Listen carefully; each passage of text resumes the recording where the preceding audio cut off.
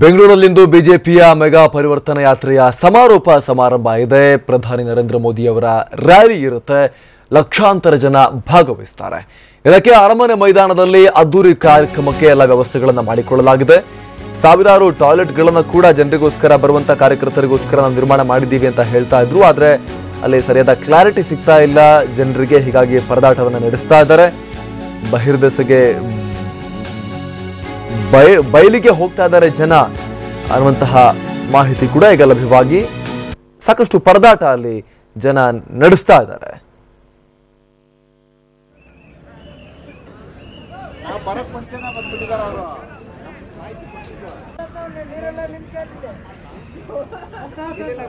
ಸಾಕಷ್ಟು ಅಲ್ಲಿ ಈ ಟಾಯ್ಲೆಟ್ಗಳನ್ನು ನಿರ್ಮಾಣ ಮಾಡಿದ್ದೀವಿ ಅನ್ನೋದನ್ನ ಬಿಜೆಪಿ ಹೇಳ್ತಾ ಇತ್ತು. ಆದ್ರೆ ಅದಕ್ಕೆ ಸಂಬಂಧಪಟ್ಟ ಹಾಗೆ ಜನರಿಗೆ ಕ್ಲಾರಿಟಿ ಸಿಗದ ಕಾರಣಕ್ಕಾಗಿ ಜನ ಅಲ್ಲಿ ಬಯಲು ಶೌಚಕ್ಕೆ ಮೊರೆ ಹೋಗ್ತಿರೋದನ್ನ ಇಲ್ಲಿ ನಾವು ಗಮನಿಸ್ತಾ ಇದ್ದೀವಿ.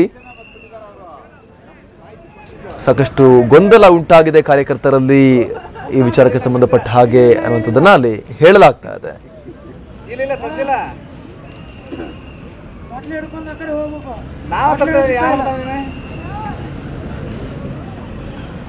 ಮತ್ತಷ್ಟು ಮಾಹಿತಿಯನ್ನ ಕೊಡ್ತಾರೆ ನಮ್ಮ ಪ್ರತಿನಿಧಿ ಜಗದೀಶ್. ಇದಕ್ಕೆ ಸಂಬಂಧಪಟ್ಟ ಹಾಗೆ ಪ್ರತ್ಯಕ್ಷ ವರದಿಯನ್ನ ಕೊಟ್ಟಿದ್ದಾರೆ, ಬನ್ನಿ ನೋಡ್ಕೊಂಡು ಬರೋಣ.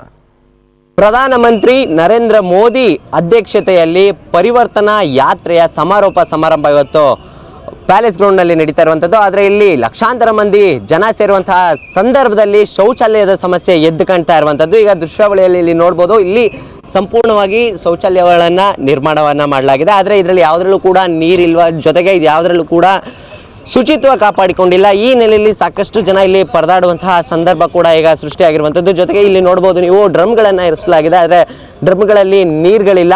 ಆ ಹಿನ್ನೆಲೆಯಲ್ಲಿ ಜನರೆಲ್ಲರೂ ಕೂಡ ಬಹಿರ್ದೆಸೆಗೆ ತೆರಳ್ತಾ ಇರುವಂಥದ್ದು. ಆ ದೃಶ್ಯಗಳನ್ನು ಕೂಡ ನೋಡ್ಬೋದು ನೀವು. ಈಗಾಗಲೇ ಕೂಡ ಏನು ಪರಿವರ್ತನಾ ರ್ಯಾಲಿಗೆ ಪ್ರಧಾನಿ ನರೇಂದ್ರ ಮೋದಿ ಅವರು ಕೂಡ ಆಗಮಿಸ್ತಾರೆ. ಈ ಸಂದರ್ಭದಲ್ಲಿ ಇಲ್ಲಿ ಸಾಕಷ್ಟು ವಿವಿಧ ರಾಜ್ಯದ ವಿವಿಧ ಜಿಲ್ಲೆಗಳಿಂದ ಕೂಡ ಸುಮಾರು ಜನ ಕೂಡ ಇಲ್ಲಿ ಆಗಮಿಸ್ತಾ ಇರುವಂಥದ್ದು. ಆದರೆ ಇವರಿಗೆ ಇಲ್ಲಿ ಶೌಚಾಲಯದ ಸಮಸ್ಯೆ ಕೂಡ ಎದ್ದುಕೊಳ್ತಾ ಇರುವಂಥದ್ದು. ಜೊತೆಗೆ ಇಲ್ಲಿ ಒಬ್ಬರಿದ್ದಾರೆ, ಅವ್ರನ್ನ ಕೂಡ ನಾನು ಮಾತಾಡ್ತೇನೆ. ಸರ್, ಎಷ್ಟು ಗಂಟೆಗೆ ಬಂದ್ರಿ ನೀವು? ಇಲ್ಲಿ ಯಾವ ರೀತಿಯಾದಂಥ ಶೌಚಾಲಯ ಸಮಸ್ಯೆ ಇದೆ ಸರ್?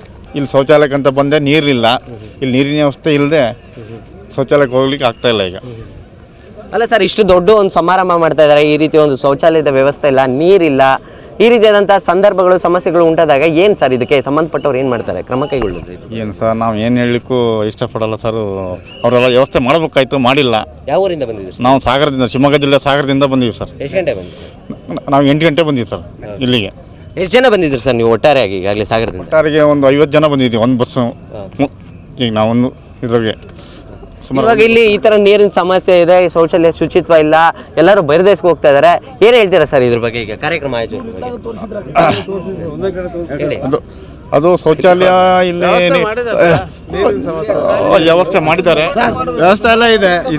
ನೀರು ತಂದಿಲ್ಲ, ಏನೋ ಪ್ರಾಬ್ಲಮ್, ನೀರು ಪ್ರಾಬ್ಲಮ್ ಆಗಿರ್ಬೋದು. ನೀರು ವ್ಯವಸ್ಥೆ ಇರಲಿ, ಸಾರಿಗೆ ವ್ಯವಸ್ಥೆ ಇರಲಿ, ಏನ್ ವ್ಯವಸ್ಥೆ ಅಂದ್ರು ಮೋದಿ ಮೋದಿ ಮೋದಿ, ಯಡಿಯೂರಪ್ಪ ಯಡಿಯೂರಪ್ಪ ಯಡಿಯೂರಪ್ಪ.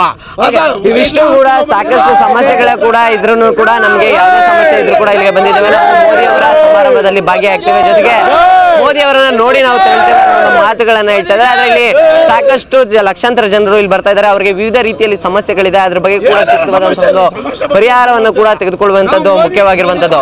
ಕ್ಯಾಮರಾ ಪರ್ಸನ್ ಇರ್ಫಾನ್ ಅವರ ಜೊತೆ ಜಗದೀಶ್, ಬೆಂಗಳೂರು.